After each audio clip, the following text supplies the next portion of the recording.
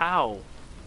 Welcome back to another video. So sorry it took so long. I kind of did some side quests and started doing a little bit of streaming. I'm in a podcast with me and my friends. We talk about anime. Check the bottom of the link for the podcast. But when it comes to the streaming, it comes and goes. I'm either on, I'm not. I've tried to do it as a weekly thing, at least once a week during the weekend. So stay tuned and click the notifications so that way you always are on top of my streamings. You guys can participate. I'll try to interact. I'm still working on it, trying to get better at this. I'm not good at interacting with people, but honestly, because I'm distracted by whatever the fuck is happening in front of me. But I always try to at least be more active, or I'll try to be more active. So the latest game that I wanted to talk about was The Survey. That's on Steam right now. It's a small little indie game that you can kind of finish in less than a couple hours.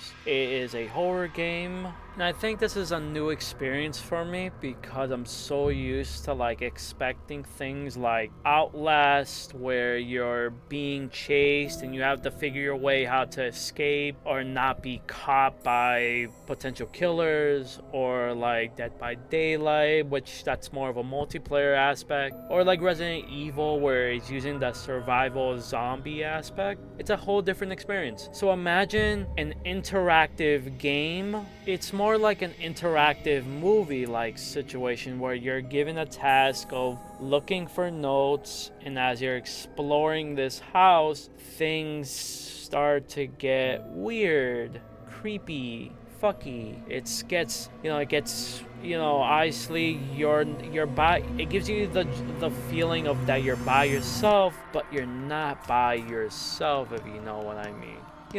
And then if you're looking at the screen right now at the game, you'd be seeing that it looks very familiar, like PT. And I think that's kind of what everybody says it's inspired by. And I think so too, that they're trying to make that creepy, dread-like atmosphere where something is happening the more you explore. But it's not like Resident Evil, it's not like Silent Hill, it's not like Dead by Daylight or Outlast. It's more interactive, like a movie. It's kind of like you're interacting and the movie is playing what you're interacting with, making it, because you don't know what's happening. Obviously, it's getting crazier as you go and find out what's happening, because you're learning about what happened in this house. Things start to change, rooms start to look different, things start to move, and I love that aspect about this game. I think the only thing is that I wish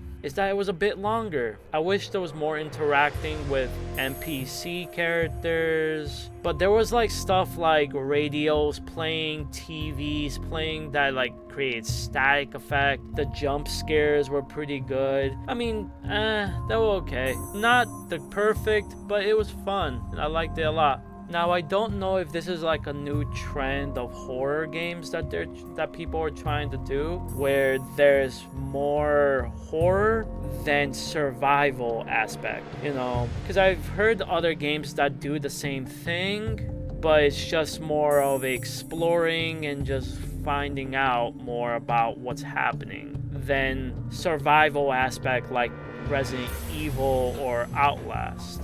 And I kind of like this, and I want to start, playing more games like this, because I think it's easy for newcomers or people who just like horror genre without having to do the survival aspect of it. You get what I'm saying? I think I was talking to my cousin about this, and he liked the idea as well, that if games were more like this, he would be more on these kind of games, or at least be more interested in games like this. So if you are new to horror games, this game, The Survey on Steam, might actually be easy for you, and it's scary at the same time. You might like it, and it's only a couple hours. You can finish it in one sitting, and it's pretty dirt cheap on Steam, so check out this game. Look at the previews, or go with my word. I think this game is good for the price that you're getting it, and for the small experience for it. and I'm hungry for more horror games. I hope you like this casual aspect of this review. You know, nothing